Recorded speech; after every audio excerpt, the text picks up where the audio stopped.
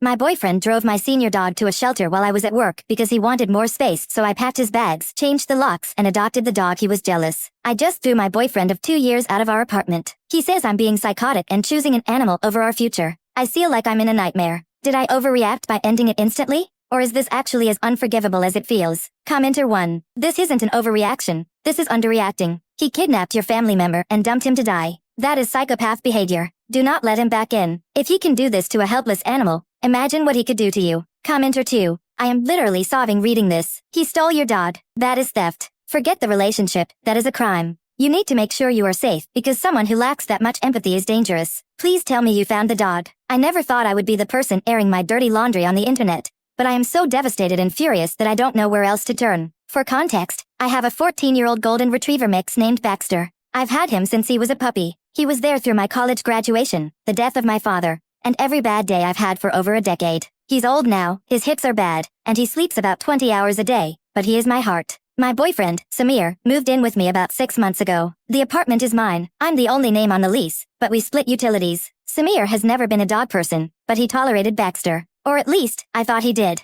Lately, he'd been making snide comments about how the apartment smelled like old dog or how annoying it was to step over Baxter when he was napping in the hallway. I brushed it off, thinking he was just stressed from work. I was wrong. I was so incredibly wrong. I came home from work early today because I had a migraine. Usually, when I open the door, I hear Baxter's nails clicking on the hardwood as he struggles to get up to greet me. Today, there was silence. Just dead silence. I walked in, dropping my keys, and saw Samir sitting on the couch playing Call of Duty. He didn't even look up. I called for Baxter. Nothing. I checked his bed, the kitchen, the bathroom. My panic started to rise, that tight, suffocating feeling in my chest. I asked Samir where the dog was. He didn't pause the game. He just shrugged and said that he took care of it. I asked him what he meant by took care of it. My voice was trembling. I felt cold all over. He finally paused the game, turned to me with this terrifyingly calm expression, and said that he drove Baxter to the municipal shelter 3 towns over. He said that the apartment felt cramped, that he wanted more space, and that Baxter was old anyway and probably wouldn't last much longer, so he was ripping off the band-aid for me. He actually said he did it for me.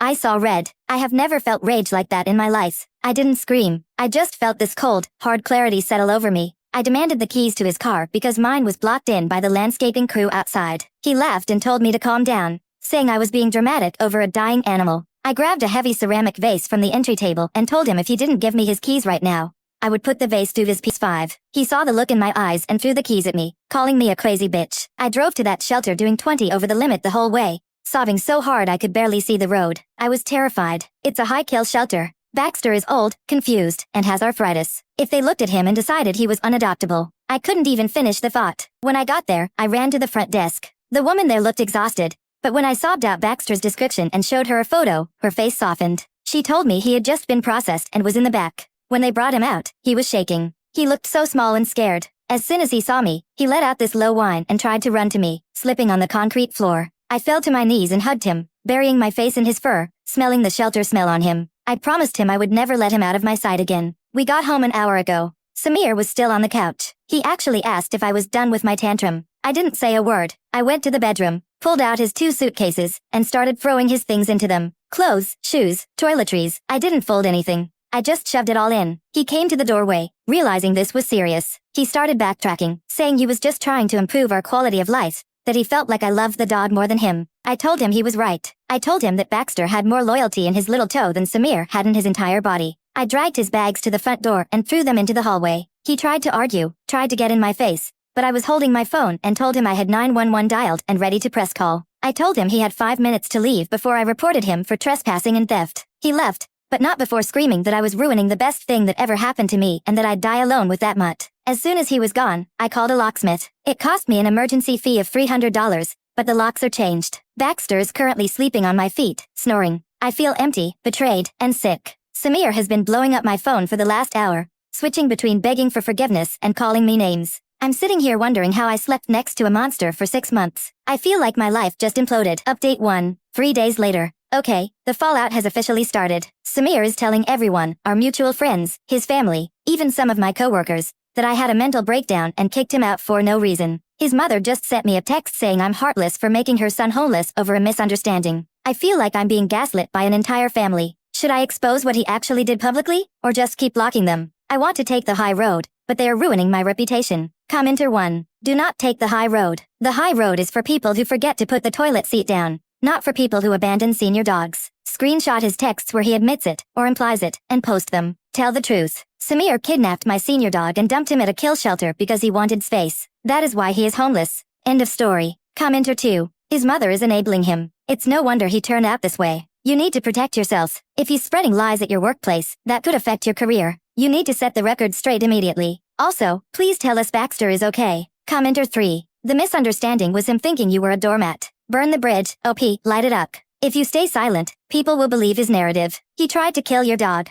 Say it loud and clear. It has been a hellish few days, but reading your comments gave me the spine I needed. Thank you, truly. Baxter is doing okay. He's been extra clingy, following me from room to room. If I even walk toward the front door without him, he starts pacing and panting. It breaks my heart. He knows something bad happened. I've been letting him sleep in the bed with me, right on Samir's side. The smell of old dog that Samir hated so much is now the most comforting scent in the world to me. As for Samir, the nice guy mask has completely slipped. The first night, he stayed at a hotel. Now he's crashing on a friend's couch. A friend, Dave, who I've known for years. Dave texted me yesterday asking if we could talk it out because Samir was really sorry. I didn't reply to Dave. Instead, I did what you guys suggested. I stopped trying to be dignified. I went onto Facebook and Instagram. Samir had posted a vague status about loyalty and crazy exes. I didn't comment on his post. I made my own. I posted a picture of Baxter's intake form from the shelter, which clearly listed the drop-off time and the reason for surrender. Owner request, moving no space. Samir had lied to the shelter staff, pretending to be the owner. My caption was simple. Samir was not kicked out for no reason. While I was at work earning the money that pays our rent,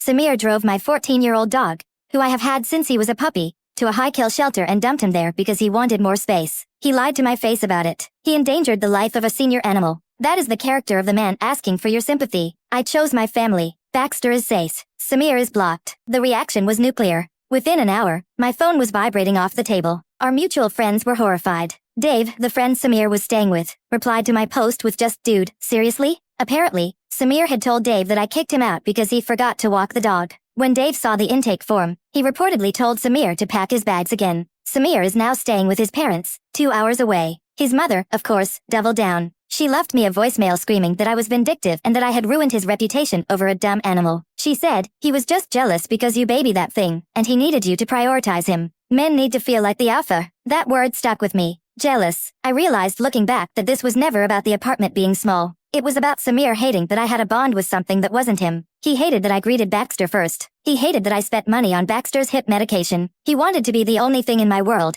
and he tried to eliminate the competition. That realization made me sick, but it also made me petty. Yesterday, I had to go back to the shelter. In my panic to get Baxter out, I had left my license at the front desk. I also wanted to bring them a donation. A check for $500 as a thank you for keeping him safe even for those few hours. When I walked in, the staff recognized me immediately. They were so kind. The girl at the desk, Tamia, told me we knew something was wrong. The guy who dropped him off was so cold. He didn't even look back when we led the dog away. Hearing that made my blood boil all over again. I handed over the check and my ID. As I was about to leave, Tamia hesitated. "I know this is crazy," she said, "and you literally just got your dog back, but something happened in the kennels that day." She led me back. She told me that when they put Baxter in a kennel, he was terrified. He was shaking and pressing himself against the back wall. But the dog in the adjacent run, a scruffy, three-legged terrier mix, had squeezed her nose through the chain-link fence and licked Baxter's face. They bonded instantly, Tamia said. "We call her Tripod. She's been here for 4 months. Nobody wants her because she's missing a back leg and she's ugly." But she calmed Baxter down. They slept curled up against the fence together. I looked into the kennel. There she was, a wiry, gray and black mutt with one missing leg and an underbite that showed her bottom teeth. She was objectively a mess. She looked at me with these big, soulful, sad eyes. And then I remembered something Samir had said a month ago when we saw a three-legged dog at the park. He had laughed and said, "If a dog is broken, you should just put it down. It's embarrassing to walk something like that." He wanted space? He wanted me to stop babying animals? I looked at Tamia. "Can I meet her?" I brought Tripod into the meet and greet room. Baxter was in the car, with the AC on. "Don't worry, I have a spare key now," so I brought him in. The moment Baxter saw her, his tail actually wagged, something he hasn't done much since the incident. He hobbled over, and she hopped to him. They sniffed each other, and then Baxter, my anxious, traumatized old man, licked her ear. I knew right then. Samir wanted to clear the apartment of dogs to make room for his ego. Well, the apartment is empty of Samir now, which means I have plenty of space. I filled out the paperwork on the spot. Update 2. 2 weeks later. So, things have escalated. It's been 2 weeks since I kicked Samir out and adopted the three-legged dog, who I named Penny, by the way. Samir has been quiet for a few days, But suddenly he reappeared. He is demanding to come to the apartment to pick up important documents and a box of cables he claims he forgot. But here's the kicker. He told our mutual friend that he's going to talk some sense into me when he gets here and that he's bringing his mother for support. I don't want him in my house, but I don't want to illegally hold his property. Do I let him in? Do I leave the box outside? I'm genuinely afraid of what his mother might do. She's been sending me Bible verses about forgiveness mixed with insults about my weight. Commenter 1. Do not let them inside. Absolutely not. This is a tactic. He wants to force a face-to-face conversation where they can corner you. Put his box outside the door. Take a picture of it to prove you returned it, and lock the deadbolt. If they bang on the door, call the police. You owe him nothing. Commenter 2. Talk some sense into you? That is code for bully you into submission. Bringing his mommy is the icing on the cake. If you open that door, they won't leave until you agree to take him back or they make a scene. Keep the door shut. Also, please tell us how Penny is adjusting. Commenter 3. Get a Ring camera or some sort of doorbell camera immediately. You need footage if they try to break in or cause damage. And honestly, have a male friend or a very large neighbor hang out with you when he's scheduled to come by. Bullies like Samir usually shrink when there's a witness who isn't their mom. I took your advice. I bought a doorbell camera and installed it that same afternoon. I also called my brother, Sam, who lives about 40 minutes away. Sam is 6 feet 2 inches, works in construction, and has hated Samir since the day he met him. When I told Sam what happened to Baxter, I thought he was going to punch a hole in his own wall. He was at my apartment within the hour, sitting on the couch with a baseball game on TV, just waiting. I packed Samir's important documents, which turned out to be an expired warranty for a blender and a few pay stubs, and his box of cables. I put them in a cardboard box, taped it shut, and wrote his name on it in Sharpie. Then, I put the box outside the front door. Penny, the 3-legged terrier, has been settling in beautifully. She and Baxter are inseparable. It's actually incredible. Baxter used to be so lethargic, but Penny has brought out this playful side of him. They sleep in a pile of limbs. Penny is missing her back left leg, so she has a distinct hawk, and Baxter has his arthritis limp. So together they look like a misfit parade.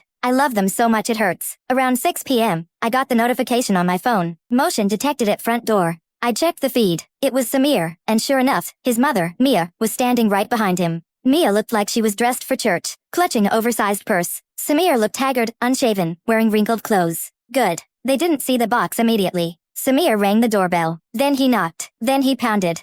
Open up, he yelled. I know you're in there. My car key is still on the spare ring. It wasn't. I had removed it. I spoke through the doorbell camera. Your things are in the box to your left. Do not pound on my door. Samir jumped. He looked at the camera, startled. Then his face twisted into a sneer. Stop playing games. Open the door. My mom wants to talk to you. We need to settle this like adults. We are settled, I said. Take the box and leave. Mia stepped up to the camera. Her face was distorted by the fisheye lens. You are being a cruel, spiteful girl. He made a mistake. He was trying to help you. Open this door right now, or I will call the police and tell them you've stolen his property. I felt my heart rate spike, but then I looked over at Sam. He was calmly eating a slice of pizza, watching the feed on my iPad with a dark amusement. Let me handle this, Sam said. Sam walked to the door and ripped it open. Samir and Mia both took a step back. They weren't expecting my large, angry brother. They were expecting me, the small, non-confrontational, anxious me. Sam, Samir stammered. Box, Sam said, pointing to the cardboard box on the floor. Take it. If you're not gone in 30 seconds, I'm calling the cops for harassment. And Mia, if you scream at my sister again, I'm contacting your church and showing them the police report about Samir dumping a dog at a kill shelter.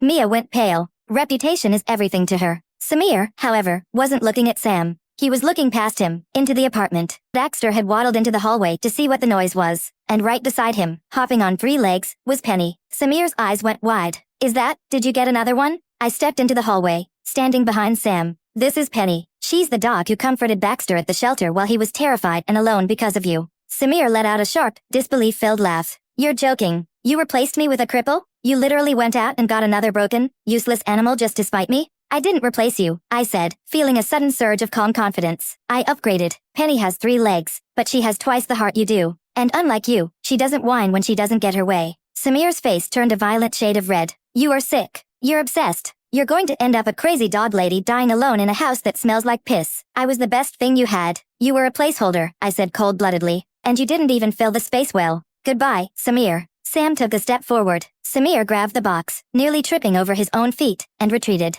Mia gave me one last look of pure venom, muttered Jezebel, and followed him. I slammed the door and locked it. Sam high-fived me. I turned around. Baxter and Penny were looking up at me, tails wagging. I sat on the floor and they both swarmed me. I realized in that moment that Samir was right about one thing. I was obsessed. I was obsessed with peace. I was obsessed with loyalty. And for the first time in 6 months, my home felt like mine again. But of course, narcissists don't just go away. Update 3. 4 weeks later. I really thought it was over. I really did. But Samir has decided to go scorched earth because I refused to take him back. He is now suing me for the value of the furniture we bought together. I paid for it, but he put it on his credit card to get the points, and I Venmo'd him the cash. Dumb, I know. He is claiming I owe him $4,000. Also, someone called animal control on me yesterday claiming I was running an illegal unlicensed rescue out of my apartment and hoarding sick animals. The officer who showed up was nice, saw Baxter and Penny were spoiled rotten, and left. But this is harassment. How do I make it stop? Do I countersue? Commenter 1. The animal control call is classic retaliation. He's trying to hit you where it hurts, the dogs. Since the officer cleared you, get a copy of that report. It's evidence of harassment. Regarding the furniture, do you have the transaction history on Venmo?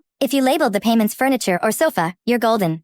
Gather your bank statements. Let him sue. He'll lose in small claims court and look like an idiot. Commenter 2. He is flailing. He lost control over you. So now he's trying to use the legal system to force you to interact with him. It's called litigation abuse. Lawyer up, or at least consult one. Send him a cease and desist. And honestly, post the Venmo receipts publicly if he keeps lying. I am exhausted, but I am not broken. The animal control visit really shook me. The thought that someone could just call and potentially take my dogs away, especially after almost losing Baxter, gave me panic attacks for 2 days. But the officer, a guy named Officer Miller, was amazing. He actually recognized Baxter's name from the shelter records. He told me, "Ma'am, these dogs eat better than I do. Don't worry about this report." However, Samir's lawsuit is real. I got served papers at work. It was humiliating. My boss called me into her office, asking why a process server was in the lobby. I had to explain the whole humiliating saga. Fortunately, my boss is a dog lover. She was horrified. She told me to take the afternoon off to gather my evidence. I went home and dug through 2 years of digital records. Thank God for my anxiety-induced habit of overlabeling Venmo transactions. I found every single transfer. West Elm couch reimbursement, dining table half, TV stand payment. I printed them all out. But then, I found something I had forgotten about. A year ago, Samir had borrowed $2,000 from me to fix his car. He swore he would pay me back. He never did. There was no Venmo note for that. Just a text thread where he begged for the money and promised to pay me back when his bonus hit. I decided to play his game. I texted Samir for the first time in weeks. I got the papers. If you want to go to court, we can. I have the receipts proving I paid for the furniture. But if we go to court, I will also be countersuing for the $2,000 car loan you never repaid, plus the $300 locksmith fee, and the adoption fees for the dog I had to save from the shelter you dumped him at. Or, you can drop this, leave me alone, and we never speak again. He left me on read for 3 hours. While I waited, I took Penny and Baxter to the park. It was a beautiful day. I was sitting on a bench, watching Penny try to chase a squirrel on her 3 legs. She's fast, when a woman approached me. "Excuse me," she said. "Are you the girl who posted about Samir?" My stomach dropped. Yes. The woman looked uncomfortable. I'm dating him. Well, I was dating him. We matched on Tinder 3 weeks ago. My jaw nearly hit the ground. 3 weeks ago? That was right after I kicked him out. He told me his crazy ex-girlfriend kicked him out because she was hoarding animals and chose a stray dog over him. She continued. He said you were abusive. But then a friend of mine showed me your post shared in a local dog group. I recognized the dog in his pictures. She pulled out her phone and showed me a photo Samir had sent her. It was a selfie of him in my apartment, taken months ago, with Baxter sleeping in the background. He sent this to me saying, "Miss my dog, sucks my ex stole him," she said. I felt like laughing and vomiting at the same time. He drove that dog to a kill shelter, I told her. He didn't want him. He wanted him dead. The girl looked furious. He's been staying at my place for the last 2 nights because he said his parents are toxic. He's literally lying about everything. She sat down next to me. Her name is Chloe. We talked for an hour. She told me Samir had been complaining about how needy I was, while simultaneously using her Netflix account and eating her food. Chloe looked at Penny, who had just face-planted into a pile of leaves and was wagging her tail furiously. "He told me he hates broken things," Chloe whispered. "He told me he hates defectives. He's the defective one," I said. Chloe stood up. "I'm going home to change my locks. Can I take a picture of your dogs? I want to send it to him when I dump him." "Please do," I said. She snapped a photo of Baxter and Penny smiling, well, painting, in the sun. 2 hours later, I got a text from Samir. "Samir, drop the countersuit. I'll drop mine. Just leave me alone." Apparently, Chloe had gone home, thrown his bag out the window, literally, and sent in the photo of the dogs with the caption, "I choose the broken dogs too.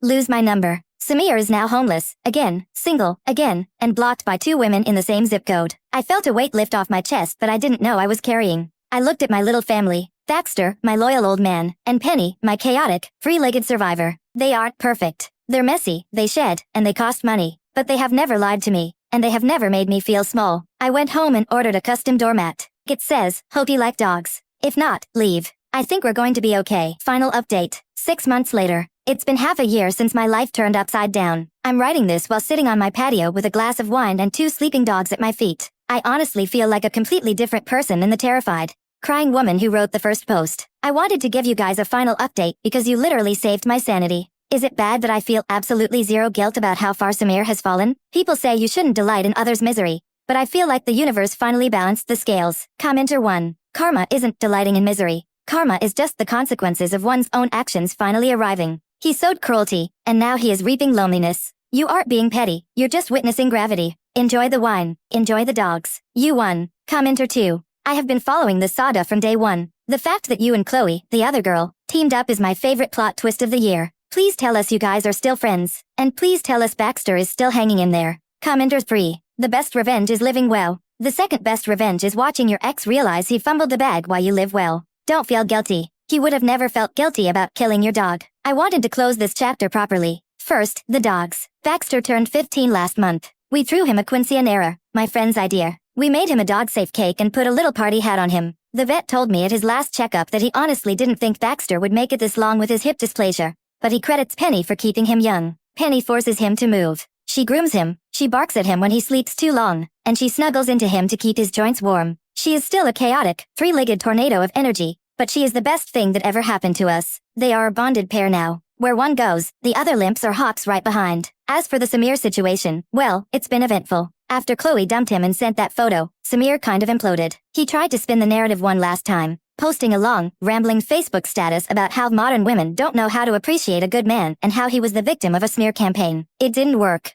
By then, the story had circulated through our town. People knew. He became a pariah. I actually ran into his mother, Mia, at the grocery store a few weeks ago. I thought she would scream at me. Instead, she looked incredibly tired. She tried to avoid eye contact, but we ended up in the same checkout line. She awkwardly asked how I was. I told her I was great. She hesitated, then said, Samir is struggling. He's living in my basement. He can't seem to keep a girlfriend. I just smiled and said, that's a shame. Maybe he needs more space. She didn't reply. She just looked down at her cart and walked away. But the real cherry on top happened last weekend. I was at the dog park with Chloe. Yes, we are friends now. We meet up every Saturday morning. She has a new boyfriend who is actually a decent human being and loves dogs. We were standing there, drinking coffee and watching Penny outrun 4-legged dogs, when I saw a familiar car slow down on the street parallel to the park. It was Samir. He rolled the window down. He looked rough, older, heavier, and just unhappy. He stared at us. He stared at me, looking happy and healthy. He stared at Chloe, laughing with her new boyfriend. And he stared at Baxter, the dying dog who was currently trotting around happily with a tennis ball in his mouth. For a second, I thought he was going to yell something. I tensed up, ready for a fight. But he didn't. He just watched us for a long moment, realizing that he was completely on the outside of the joy he tried to destroy. He rolled his window up and drove away. Chloe noticed him leaving. She nudged me. Did you feel that? Feel what? I asked. The trash taking itself out, she grinned. I went home that afternoon and realized that the apartment doesn't feel empty anymore. Samir used to complain that the dogs took up too much room, that they made the place messy, that they were a burden. He was wrong. My home is full. It's full of fur, yes. It's full of chew toys and half-eaten treats. But it's also full of unconditional love. I looked at the spot on the couch where Samir used to sit and ignore me while playing video games. Baxter was sleeping there, twitching in a dream. Penny was curled up on top of him. I thought about the title of my first post. He wanted more space. I'm glad I gave it to him. I have my space back, and I filled it with the only things that truly matter. Thanks for listening. Give your dogs an extra hug for me tonight. We're going for a walk.